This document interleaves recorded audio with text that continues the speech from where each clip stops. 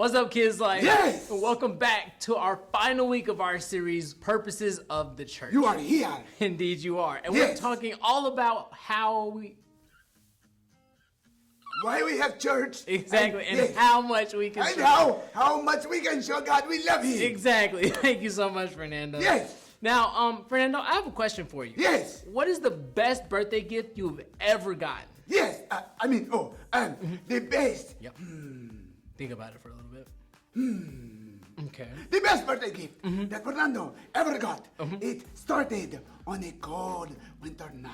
Okay. And then there was lightning.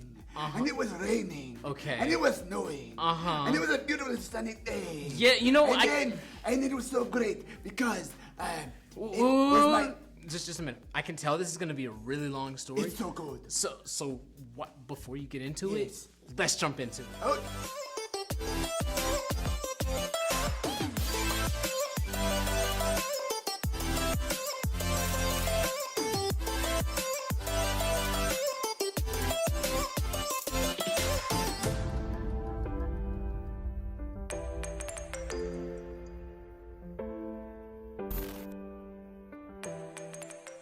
And that was the best gift Fernando ever got for his birthday. Wow. Okay. What? Okay. That is rude. Oh, I'm sorry. rude. Were you done? Yes. Oh, wow. Cool. That was an amazing gift. Yeah. Anyway, Kids Life, what was the greatest gift you've ever gotten for your birthday? What is it? Oh, okay. That sounds pretty cool, doesn't it? Yes. I'd have to say. Now, do you guys want to know what the greatest gift we've ever gotten of all time is? Skittles. No, Jesus. Right. Yes, Jesus was the greatest gift we've ever gotten. Yes, he is. In fact, we're going to talk about somebody. We're going to learn about somebody who was changed so much by Jesus. Yes. His name is Paul. Yes. Let's check him out. Yes. Stories of the Bible. Paul. This is Saul. Saul was a Pharisee who hated the followers of Jesus so much that he would hunt them down to be brought to trial in Jerusalem. And he would even seek to murder them.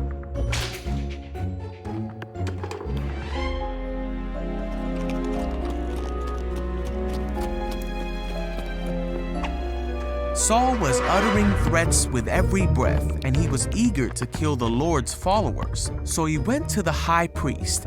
He asked him to write a letter to the Jews in Damascus that would allow him to arrest any Christians he found there. He wanted to bring them, both men and women, back to Jerusalem in chains.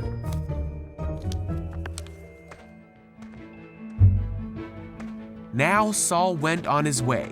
And as he came near Damascus, a light from heaven flashed around him, and he heard a voice that said, "Saul, Saul, why are you persecuting me?"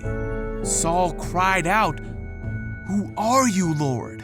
And the voice said, "I am Jesus.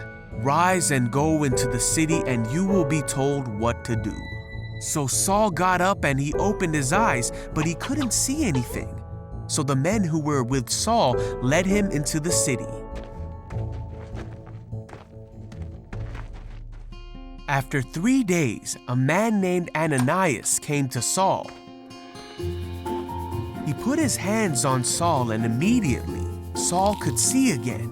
And with that, Saul became a follower of Jesus. He became the very thing he had tried to hunt. And he immediately began telling people that Jesus is the Son of God, and he taught them about the mercy of God that he had received. And all who heard him were amazed.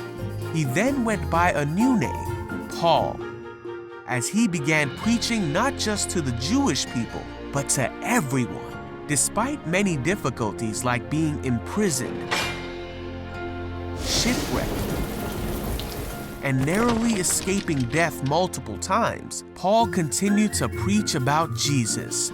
Paul said that he would do everything he could to save people and help them know God. And that's just what he did in order to reach people who would otherwise be unreached. And many came to know Jesus because of what Paul said. Paul taught many in his day through his letters, but even more have come to learn more about Jesus through the letters of Paul that can be read even to this day. Wasn't that such an amazing Bible story? We saw Paul, a guy who was sharing the love of Jesus with everybody he possibly could. He was telling them all about the unconditional love of Jesus. Because the truth is, Jesus loves all of us, no matter who we are or what we've done.